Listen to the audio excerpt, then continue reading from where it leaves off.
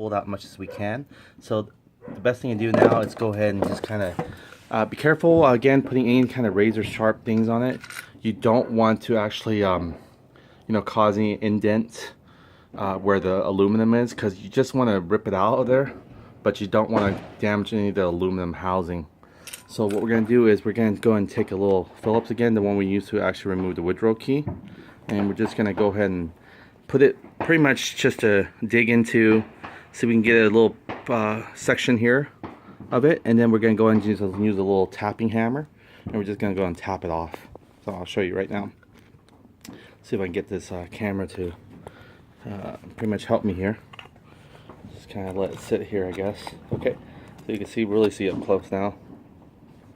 Okay, so I'm going to go and tap it. So we get the camera angle. Can't be interfering. There we go. There we go. You can see right there. Try to go and get this in here. You're going to tap it off. You see that? Okay, we're going to go and tap it. There we go. Just fell right off. And that's what you want to do. You want to make sure that it just comes off. And it's easy. Putting it on is easy. Again, it's only one way. And there it is. That's the damaged one. So we lost one pretty much out of the 4. Not a bad trade-off. And this one was there. It's hard to salvage this one because it's pretty much on the timing cover. And again, once you can't get the full leverage to pull it out fully, and this is what happens to it. Its internal diameter just pretty much rips off first, and then next thing you have to pull it off first. Okay, let's go and check this number to make sure we're accurate on the remaining small size. The 2 small size are pretty much identical from the other of the variator on the other side, the crank, as well as this one. They should be the same because the crank shaft arms are pretty much the same. See if I can get the resolution on here at all. The lighting is not the best, that's probably why. There we go.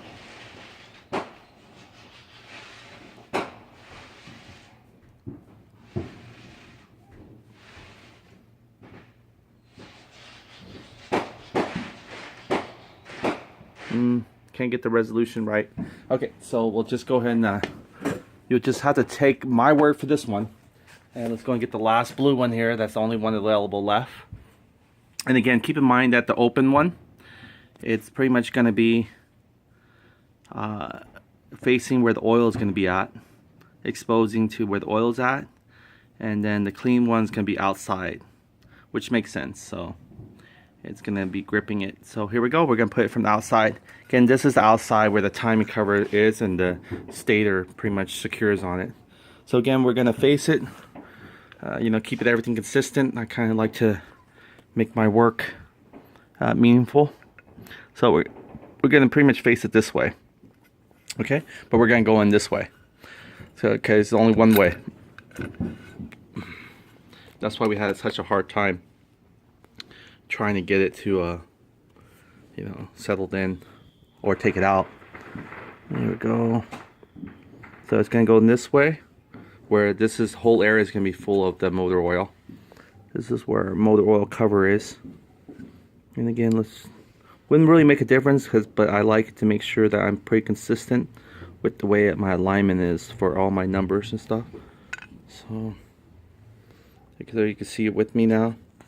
The resolution picked up here. Maybe I'll pick up for the brown one as well now. We could put it here. Look like the light's reflecting. Okay, there's the brown one that earlier we couldn't see the number. See here. Number seems like some kind of 40. Looks like a 43 to you too. 43, and let's see what this one says.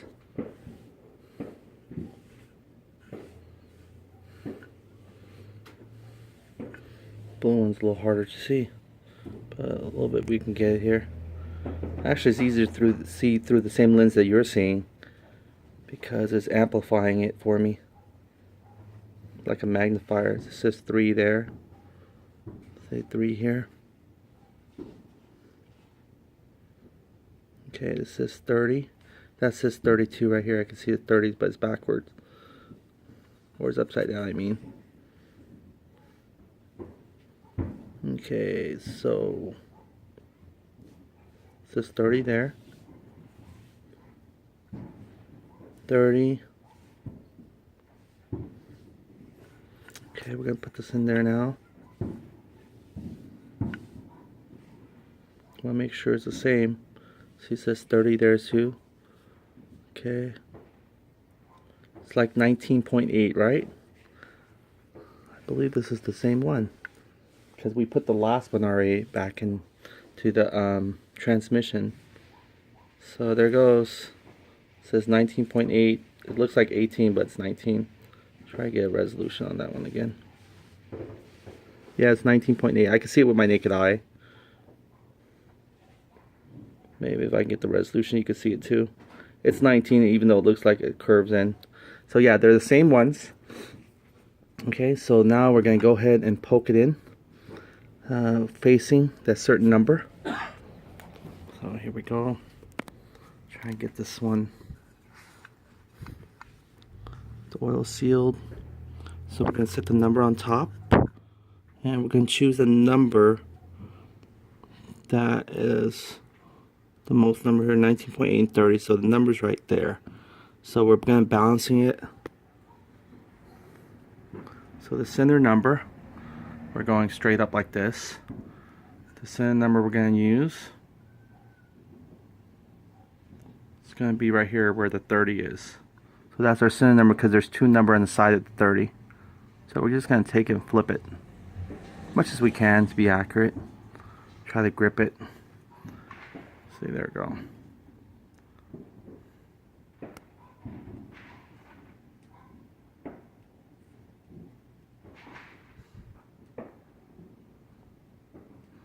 There we go, that's a 30 right there. Okay. So there's a 30 there. There's a 19.8. You can see now much more clearer.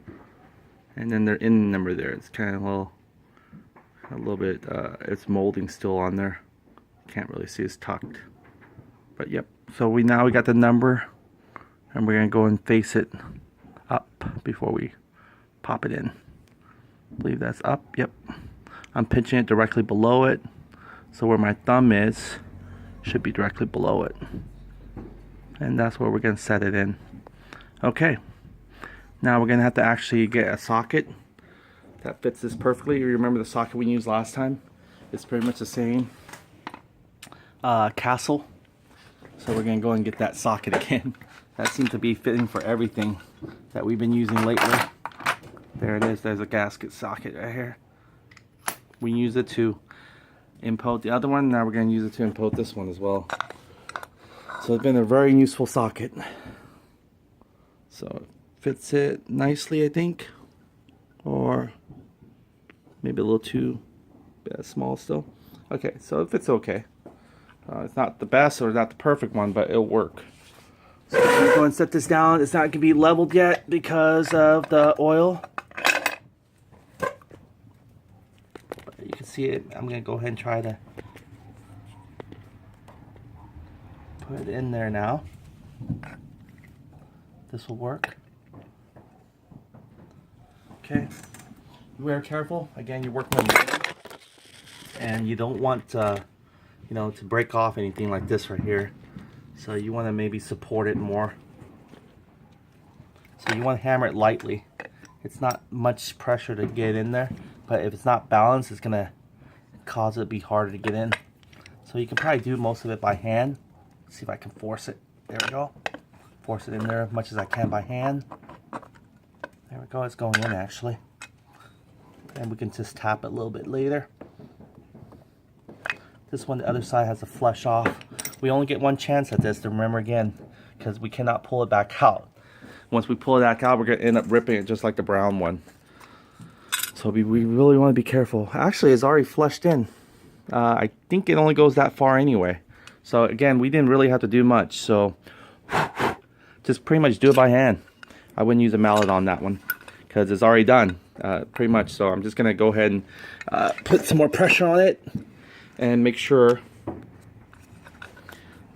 that it's balanced, because an imbalanced oil seal might not be any good either because of the open gap it might create. So I want to make sure it's balanced. I'm just going to wiggle each corner here. Make sure it's smashed. You don't want it too smashed because you don't want to smash the spring in there. So we got to make sure everything's careful. But I think it's putting pressure on it here now. It looks like it's coming flushing. Okay, let's go and see the other side to make sure it's flushed properly. Okay, examine it with me. Yeah, it looks pretty flush. I can't really see any gaps. So we're going to take it as it's properly flushed. So that's it. If you want to, you can just tamper it just in case. You know, just in case there's any open air gap that's, you know, a little pressure might not do it. So we're just going to go and give it a good little small thump. This is really light tap. So there we go. Very nice sealed. And again, we're going to put a little bit of our, pretty much our lube on there just to make sure that it's nicely sealed. There we go. Beautiful. Beautiful performance sealed. Okay, we're going to put some of our synthetic lube here. Just put a little bit because it's in the motor oil area and we don't want to build anything into our other components that doesn't really need the lube, because it's mostly getting it from the motor oil. But the sealed here will help it prevent it from drying wherever the friction is, because one of the arms going to rest on it. So I'm going to go and put that in there right now. And get some of our synthetic sealed here. Put it right nicely in there. Give it a good wedge in there all around. Okay. So we got that there. Now I think it's about time for us to take a look at our gasket here, because it's time to bring it in, for one thing. It's getting late. You can see the fireworks still going on. It's 4th of July. And we're going to try to get this pretty much assembled much as we can here. Okay. So it's good there. You can see here I'm spraying it thin. I'm trying to wipe it off the case. We don't need any excessive, you know, synthetic grease flowing around their engine. We just want it where it's supposed to stay. So I think that's right there. It's enough grease. You can see here all around. So we got there. Perfect. Okay, so we got that last sealed in there. Let's go and take a look now at our gasket seal. Let's see if we can actually get better. I'm going to get a light for you. I can't believe I left this on trying to charge it, and I leave it on even more. Okay, let's take it out of the charger. Try and charge something, you want to turn it off so we'll actually have light when we need it. Okay, here we go. Yeah, it's still low. It's kind of pointless. If we can bring the gasket sealed. Still dark. There we go. Let's bring it to a light here. Work on some more spray.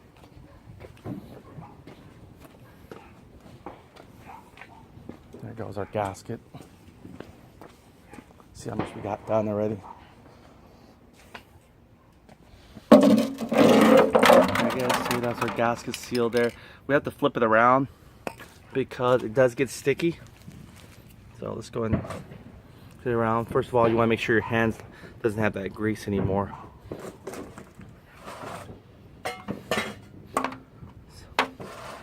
There we go. See, it's a nice copper color now, but it's still showing that other one. So actually what we'll do is we'll spray this side next. We flipped it earlier. You can see here, these are more, if you look at the other side, it's more copper color. Oh, it's sticky. Very sticky. Careful pulling it off, because you don't want it to damage or rip. See how sticky it is? This copper is more copper color. So we're going to go give another coating, and that should do it. So here we go. Copper spray to the rescue.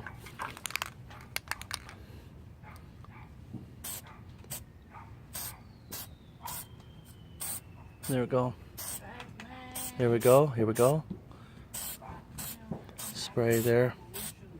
Here we go. You want to keep it away. Copper sealed. Here we go. It's his nice coating right there.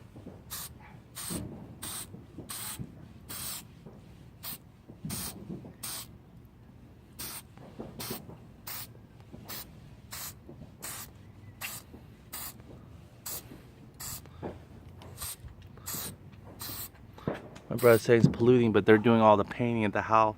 You can see quite a bit of work. That fumes right there. The paint's even more.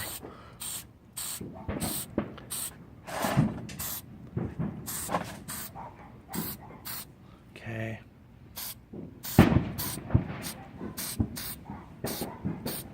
Give it a nice coat.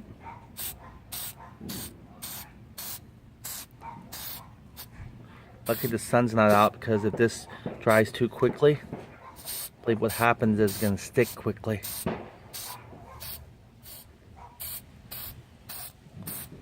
There we go. Nice coat there. Last one here. You can see it like a painting. Okay, we'll let this sit for another 5 minutes. We'll come back and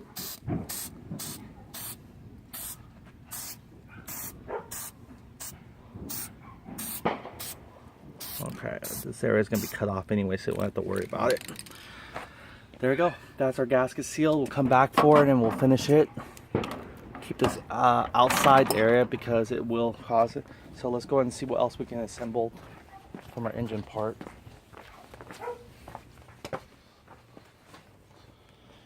Okay, let's go and put our crankcase back on there. It's going to be a little bit difficult because once we flip the other way, this bearing wants to fall out, and we don't want it to fall out everywhere because we already got grease on it. So what we'll do is we'll probably just pull it out ahead of time. I'll use my rag here. Make sure my hands are clean. All right. See how we can hold on to it. That's the only bearing that we know that slips out very easily. So if that's the case, then we're going to go and well, maybe the gunk itself is not going to hold it. Let's see if it does. If it doesn't, we'll know. It'll just fall right onto a clean surface here, or cleaner than everywhere else anyway. Okay, let's go and flip it. That way you can see if it's clean or not. Ready? 1, 2. My water. It's dehydrating here. It's hot. But it's much cooler now at night. There we go. It hasn't flipped, so it's a good thing. We're going to wipe off some of the excess of here. You can see here it's on this side as well, which is good. We need some here anyway. So we're going to bring it on. Put some of it on here as well. This is good. Very good. This allows it to spin freely there. Alright, so it's actually not dropping, which is a good thing. So we're going to need to turn it to the other side because we need to work on it. Let's go and get some of these sockets out.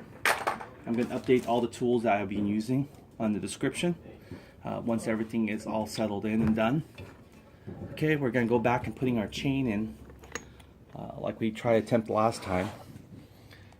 Okay, so here we go.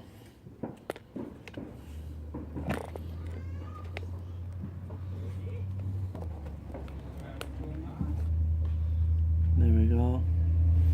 You can see it here, much lighting as possible.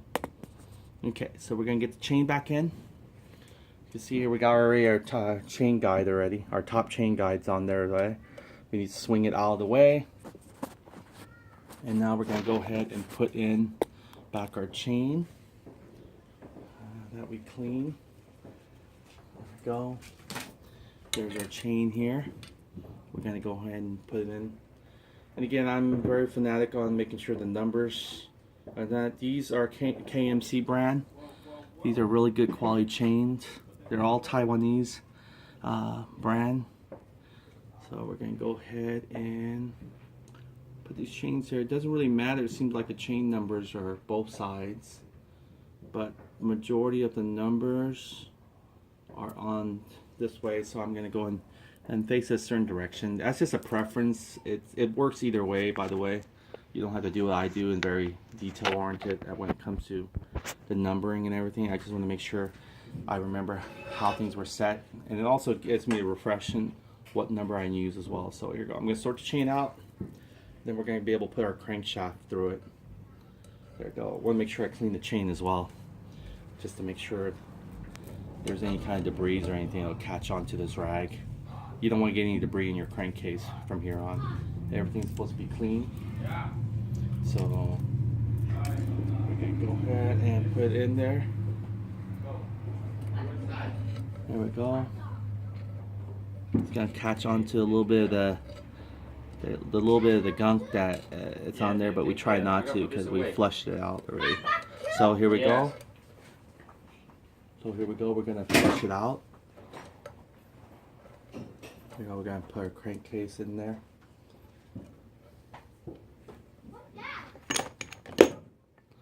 Alright, so we want to make sure that the crankcase side, the non-Woodrow key, is facing the opposite, going back out to the CVT cover. The reason why, again, is the Woodrow key is only for our cover that we're going to use pretty much to connect its starter clutch and as well as the flywheel.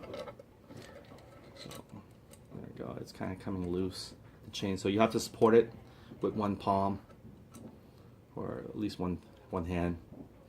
There you go. Hold it in place so we can go and drop this in, and just make sure your shaft is coming out so it doesn't go back in. There we go. Perfect. Beautiful. Just dropped right in. See that? And now if you see that, I'm going to twist the chain if it's hooked on. You can see how it's twisting it. See? It works. Beautiful. Beautiful. And rotate back and forth. The reason why I can rotate back and forth right now because the starter clutch is not connected on there as well. So we got that far now. Gonna hang the chain securely on the chain guide for right now while resting because we haven't put our stud in yet. But everything's coming nicely. We're gonna go and wait for our gasket to get done, and from there we'll go ahead and put our gasket on. So there's really not much we could do other than assemble. Next is the transmission, which we can't assemble right now because again we got this already on here. So what we can do is we could probably take this off again and we can assemble this again, or wait for the gasket. But I think for a good time's sake, let's go ahead and just assemble our transmission area and get that one out of the way. But then again, we also need a gasket for our transmission area. So either way, we're gonna have to wait. So we'll go and wait. So I'll go ahead and stop this video now while we're here. And as soon as our gasket is thoroughly flipped, let's take a look at it one more time. It's only been a few minutes. Get some water here. It's really tiring. Alright, see how much we got done in our gasket area. See our copper spray. Now it's starting to look like copper color. It's not the best place to put it right now because of the dirt and debris, so we want to lift it off the ground if we can. So let's go and find maybe a higher ground to put it in. Okay, this one's lifted. Let's go and put in. Reason why is dirt flows at a certain level below. There we go. Leave it up here for a second. Alright, so our gasket doesn't look like it's almost ready yet. It's just absorbing the gold on one side. So as soon as we get done, we're ready to put that one back on, put our dowel pins, and ready to torque it to spec, and we should be all set. Okay, well, I'm going to go and stop this video here. We'll continue the next video again.